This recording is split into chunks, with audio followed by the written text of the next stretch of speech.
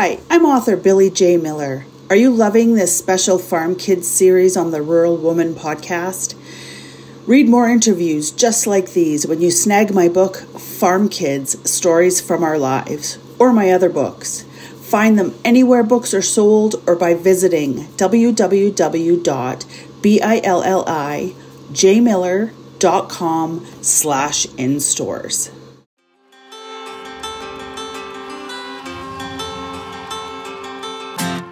Hi, I'm Caitlin Dubin, and this is the Rural Woman Podcast. I'm a first-generation farmer who married into agriculture. Born and raised in a city, I was so unfamiliar with where my food came from, but I was determined to figure it out. Through my journey into agriculture, I saw women who were strong but humble, often taking a back seat. To me, these women were leaders who deserved a seat at the table. I created the Rural Woman Podcast to share the voices of women in an industry whose stories often went untold. The rural entrepreneurs who live and breathe their work, full of grit and pride. We come here to share our stories, to be in community with each other, to be challenged and inspired, but most importantly, to be celebrated and to be heard. We may not all live, farm, ranch, or homestead the same, but we are all connected. We are rural women, and our stories are worthy of being told.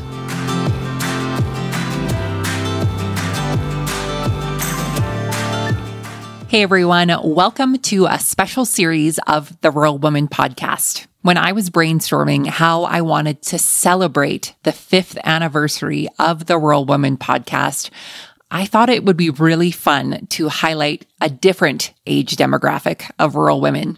So this month, we are featuring some very special young rural women on the show.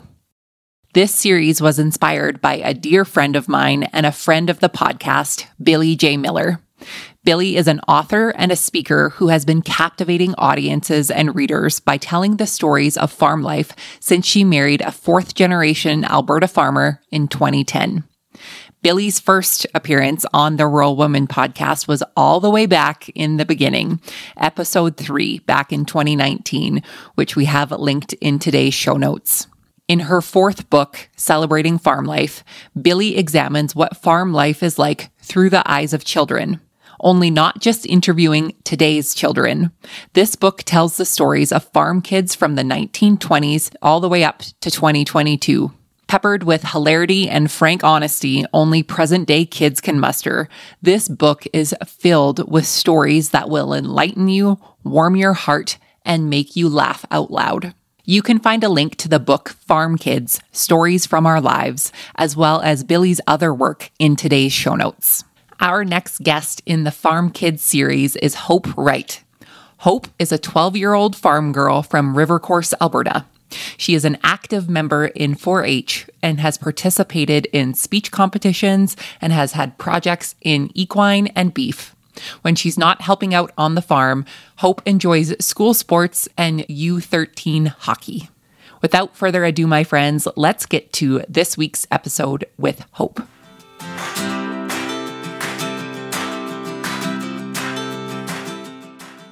Hope, welcome to the Rural Woman Podcast. How are you today? Good. Good. I am so excited to get to chat with you, and I know Billy is equally excited to chat with you. Absolutely. And I'm jealous because you two are sitting in the same room even, and I'm all the way down here. So Hope, tell us everything about you. Tell us who you are and where you're from and what your connection to agriculture is. I'm Hope Wright. I'm 12 years old. I live on a green and cattle farm in Alberta. That's a good start. We have a lot of questions for you, so we're going to get to know you a lot better and share your story in agriculture. So you're 12 years old. Do you have any siblings? I have 3 siblings. The oldest is Holly. She's now 19. The second oldest is Hannah. She's 17. Second youngest is Hayden. and he is 15, I'm pretty sure. And then you. That's a big family, and that's a lot of ages and names to remember. So you did great. Very cute. So were you born and raised on the farm that you currently live on? Yes. So can you tell us more about your farm? We have horses, 16 horses, and we're getting 3 more next month. And then we have 200 cows, around 200 cows. And we have 3 goats, and we used to have sheep, but we sold them. Very cool. I have goats too. What kind of goats do you have? Ones with 4 legs that look like goats? Who else lives in your yard? My grandparents, they live like you can literally just walk over there. So it is a big family operation there with a lot of animals. What do you do with all of those horses, Hope? We mostly just ride them. We don't do any like other things, like mostly bear racing and pulls and stuff like that. Mostly cattle herding. That's very cool. Do you have your own personal horse, or do you guys all share them? Mostly share them, but we do have like our own horses that we get to like ride, but they mostly all just share horses. Do they all have names? Yes. What's your favorite horse's name? My favorite was Belle, but we had to sell her 2 months ago. And then it would be probably a 2-year-old Ice or Layla. Billy's turn to ask a couple questions, because if not, I'm just going to pick your brain about all your favorite animals there, because you got a lot. They do have a lot. And I wanted to say there's so many different things you could say about the Wright Ranch, as we like to call it. But I think one of the biggest jobs of their horses is to make your friends jealous, don't you think?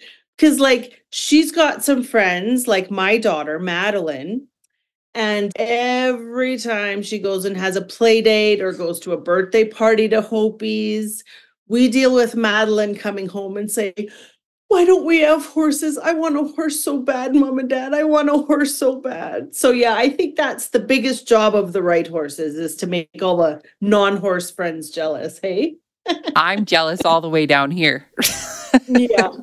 So I will ask you, Hope, a couple of questions that, as you know, I wrote, and her mom also was in my second book, Farm Wives 2. So it's kind of a cool connection, I think, to have these next generations show up. So I love that. And Hope was a lot younger in that picture, so it's really cool to see her now as she's older. But tell me the coolest thing about your mom, or the best thing about your mom. Tell us about your mom. I feel the best thing about my mom is how she has this online program with this guy named Doug, and like he's helped her come a long way. Like she can make her horse do so much more than she has. And I feel like before my mom got that online trainer, we were going to this person named Connie, and Connie was not as good as my mom now. That's nice.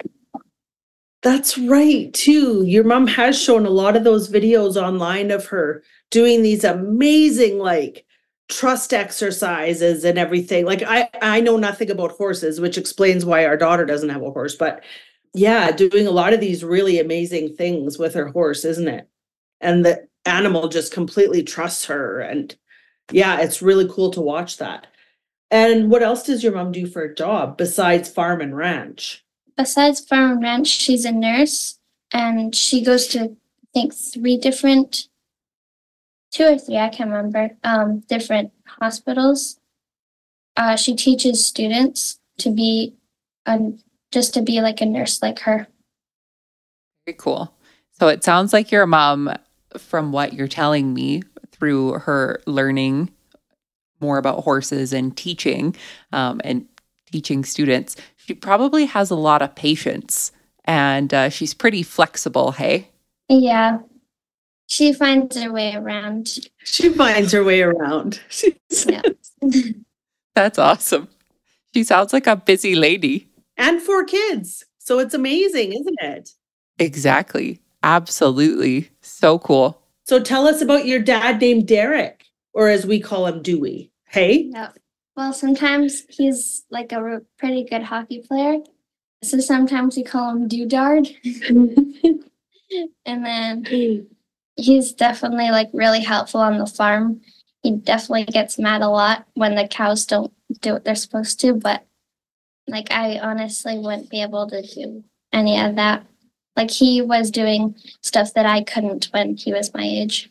For sure. So I want to expand on this question. Tell me the best things about your grandparents. That's a good question.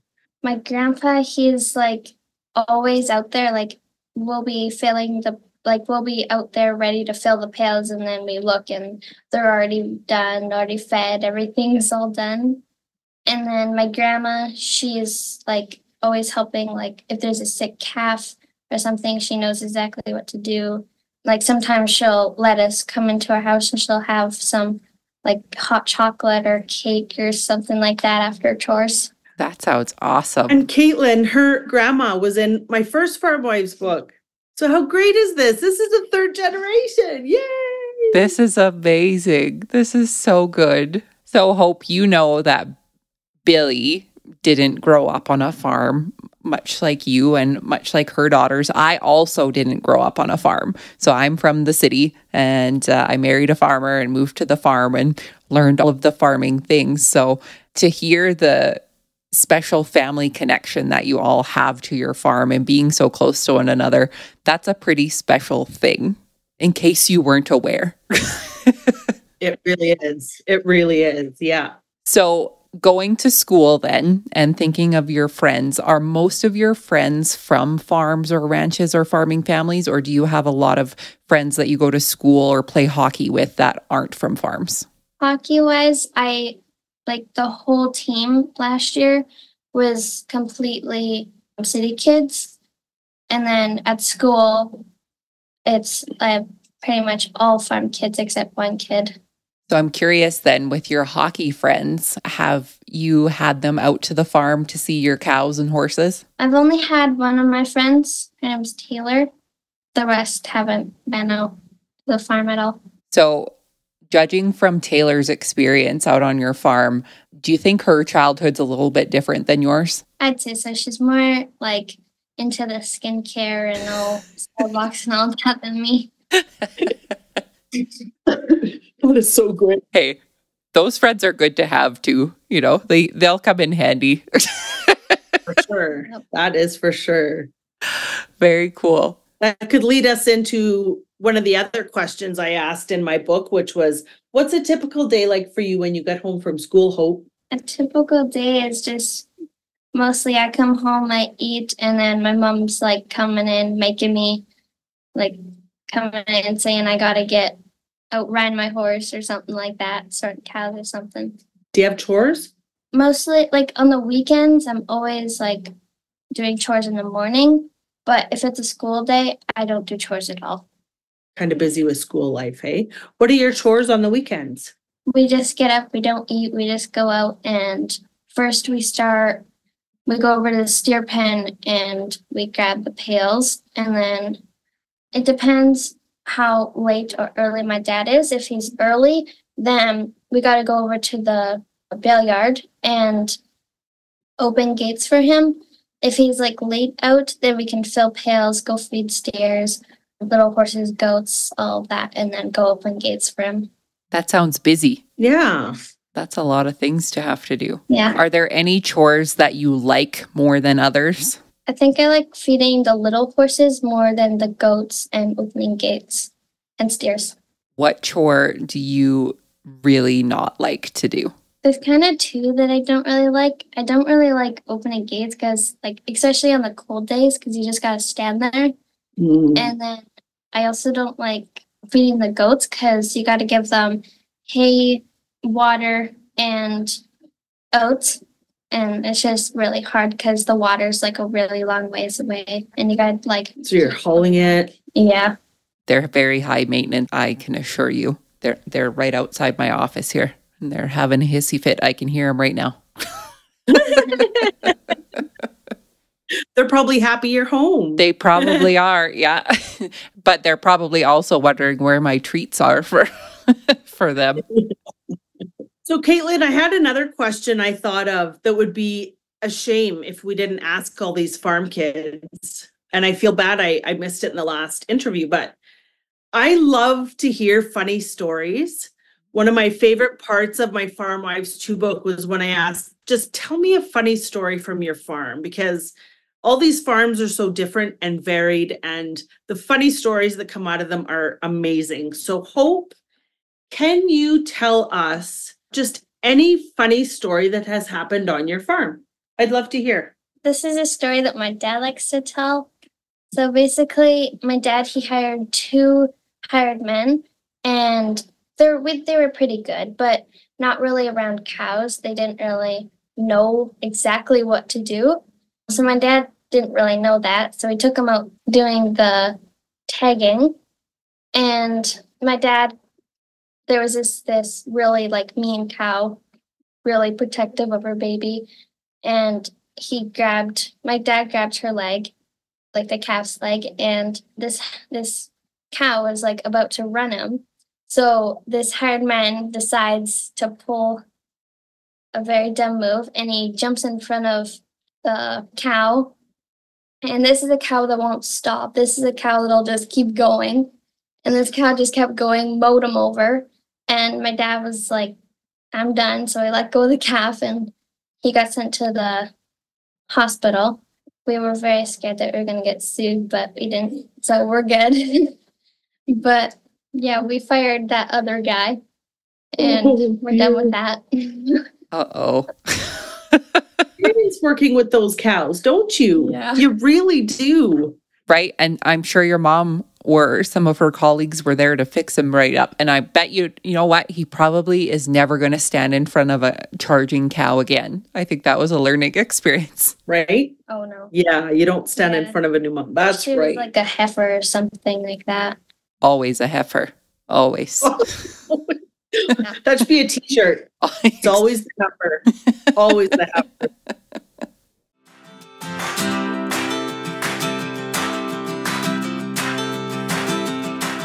Meals in the field, combine rides with Granddad, picking fresh berries out of the garden, and building forts in the bales.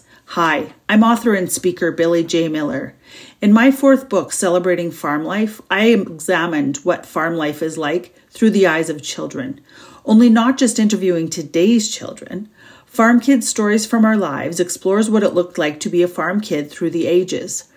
Starting with my husband's 100-year-old grandmother, I asked her what her days looked like when she came home from school, her memories of her mom, and what she did most on weekends. Peppered with the hilarity and plain-spoken honesty only present-day kids can master, this latest book is filled with stories that will crack you up, warm your heart, and make you laugh out loud. After the heaviness of the pandemic, I was sure to include lots of humor from present-day kids, but then I also knew I had to include the wisdom that only those in the golden years can impart. I knew these questions deserved to be a permanent place in a book because I've always believed in the adage, when an elder dies, a library burns to the ground. Whether you still reminisce from your own childhood on a farm, or whether you just want to learn what it's all about, snag Farm Kids, Stories from Our Lives, my 4th book, by visiting my website, www.billyjmiller.com, or search Billy J. Miller anywhere books are sold.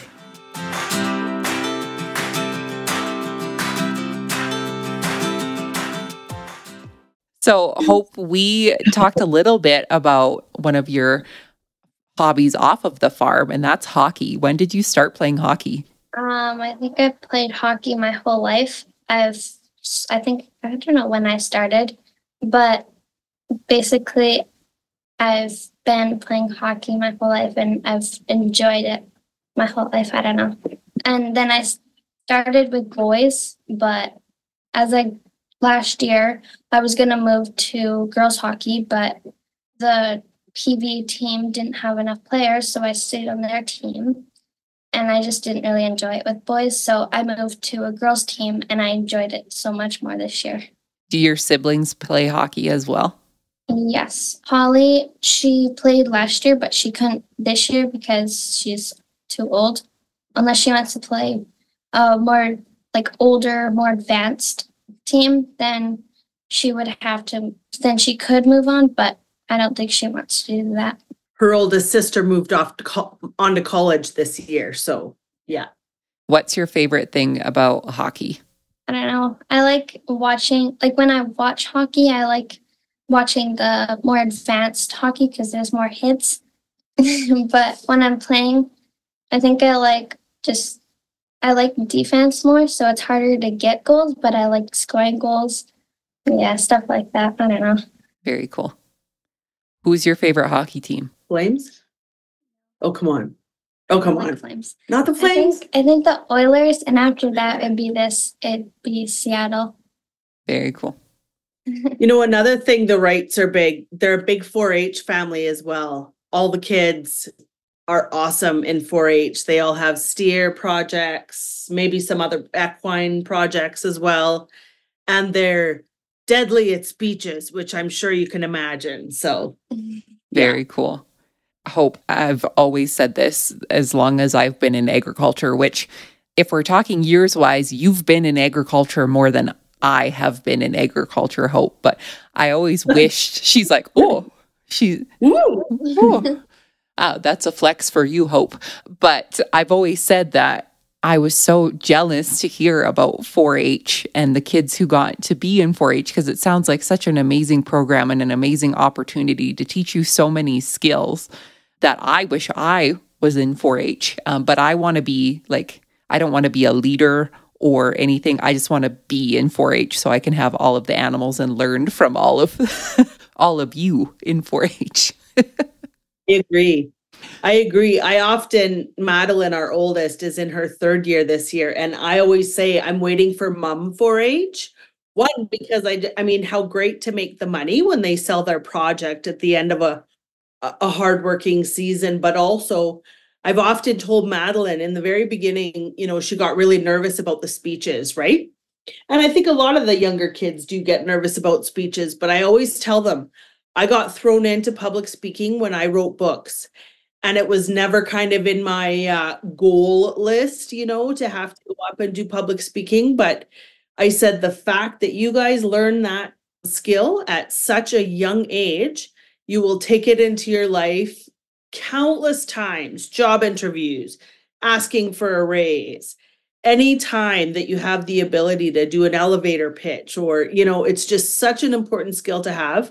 And I'm asked frequently to judge the speeches, and I'm always blown away at these amazing kids who your brain wants to tell you they're far too young to be as good as they are. But it's just such an amazing program. I cannot rave about it enough. And yeah, I wish I knew about it when I was young too, right? But So it makes me really, really proud of these kids that they do so well. Yeah. Hope, what's been one of your favorite 4-H projects that you've worked on? In equine, I think it'd be my horse Layla. That'd be one of them. And then I've also liked Belle. And then in beef, it'd be, I don't know, I had this, when I was younger, I had this little calf, and his name was Gus Gus, but he liked to kick people, so. He was a little spicy. You get attached to them?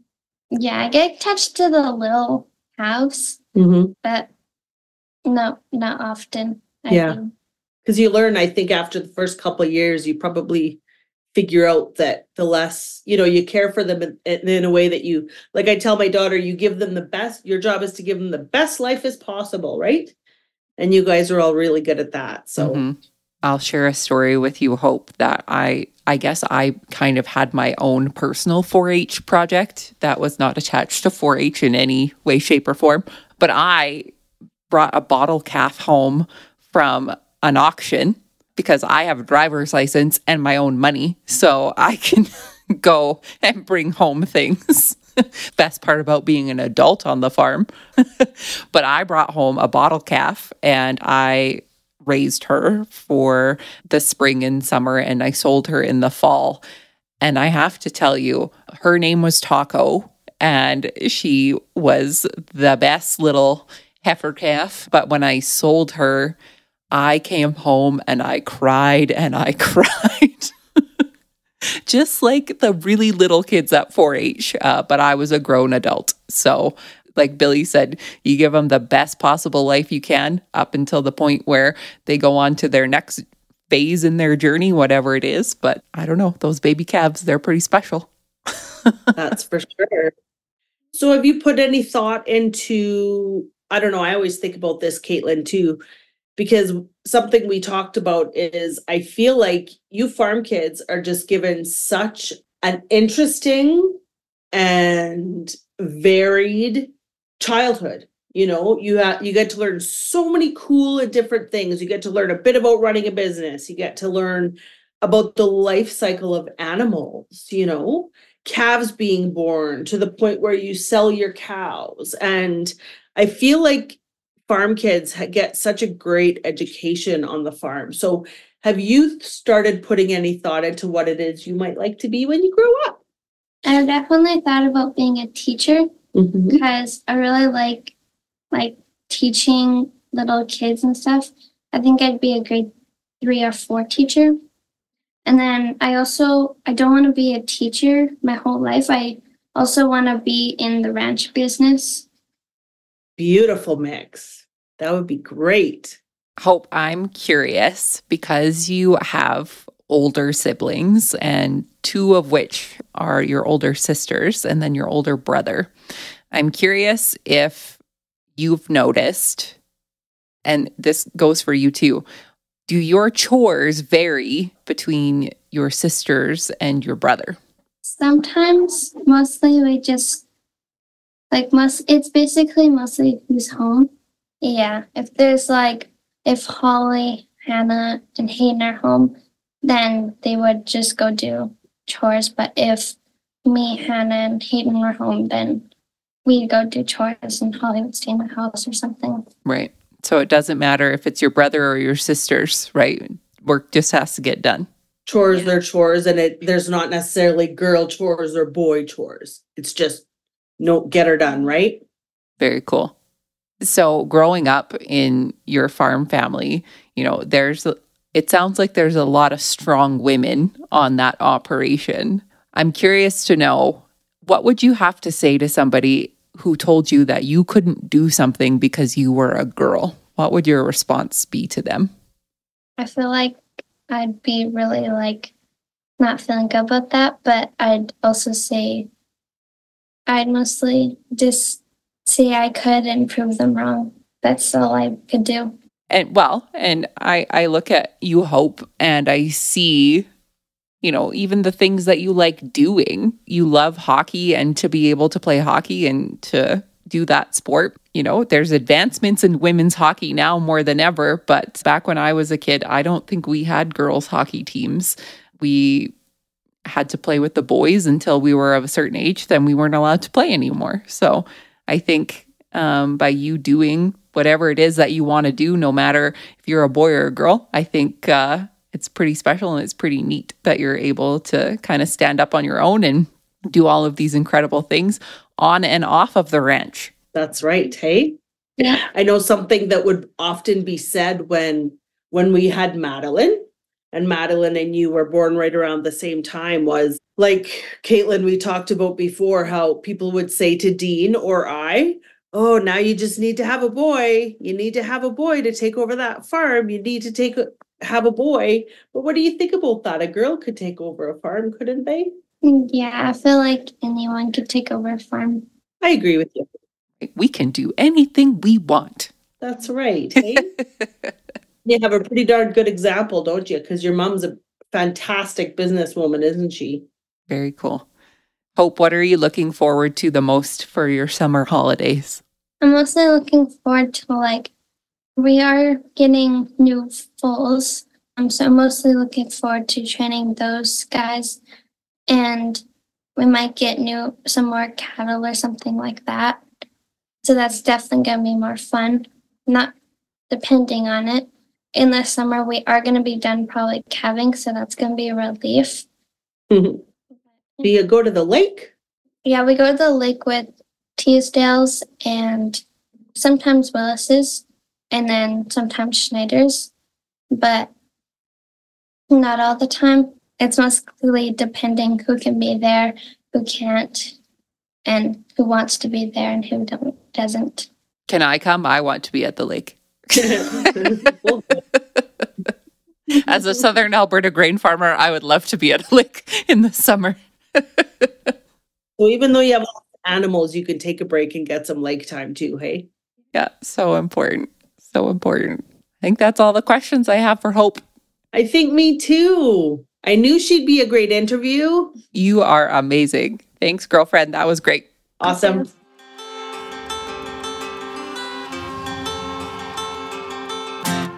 Thanks for listening to the Rural Woman Podcast. The Rural Woman Podcast is more than just a podcast. We are a community. A huge thank you to the Rural Woman Podcast team, audio editor Max Hofer, and admin support from Kim & Co. Online. A special thanks to our Patreon executive producers, Sarah Riedner from Happiness by the Acre and Carrie Munven from Laystone Farms.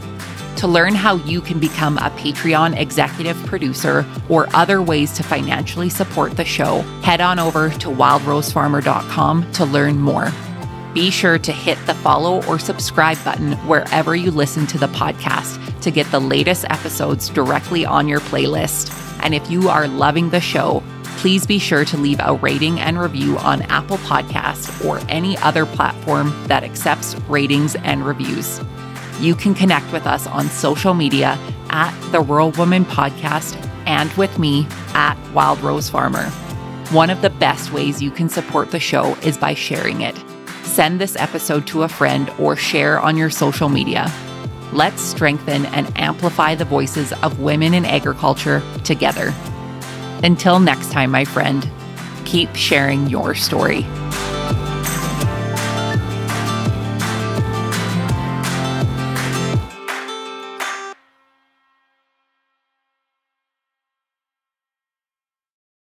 Hi, I'm Billy J. Miller. I hope you have loved this special series on the Rural Woman Podcast. It has been such a delight interviewing these farm kids with Caitlin Dubin as a part of this Farm Kids series. If you love what you heard, please visit my website, billyjmiller.com. You can buy Farm Kids stories from our lives anywhere you buy your books, or you could visit my website, clicking the shop tab where you'll find that one as well as my other books.